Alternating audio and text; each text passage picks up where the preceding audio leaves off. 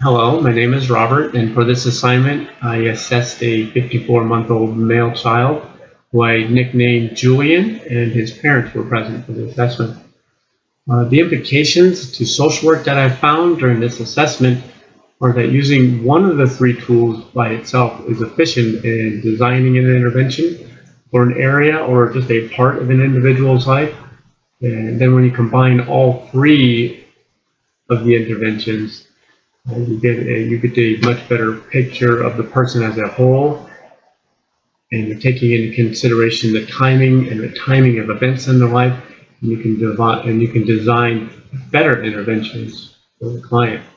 For example, the ASQ3 assessment of Julian revealed that he was above the cutoff in all areas except in his fine motor skills, in which he scored close to cutoff. And the intervention I would have designed for him to improve his fine motor skills would be to do arts and crafts, use scissors, draw, color, things of that nature.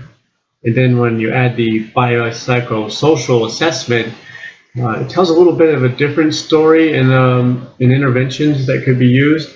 The biopsychosocial revealed that Julian is having some difficulty in adjusting to his little brother and sharing his toys.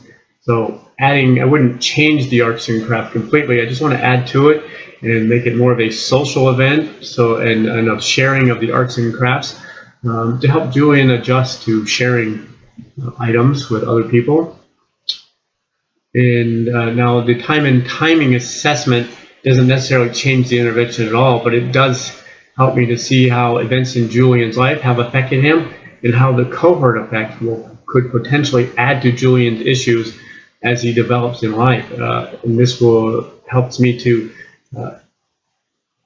make interventions and educate his parents on potential pitfalls as Julian develops. I do think that the ASQ is a good tool to use with the populations in the Southwest.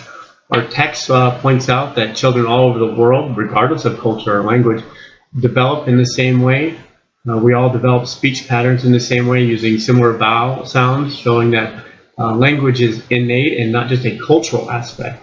And that's the same for our physical growth also. We all learn how to roll over, and then we learn how to crawl, and then we learn how to walk, and then we'll learn how to run.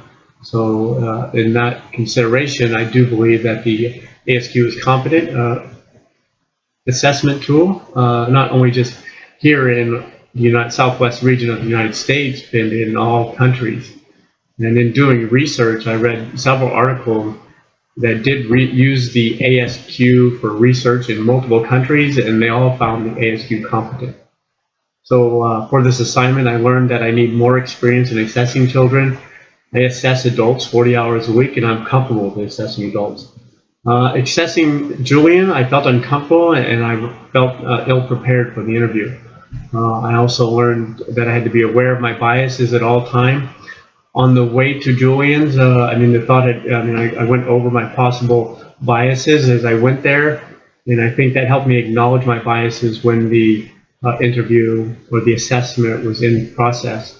I found myself wanting Julian to score higher on the results.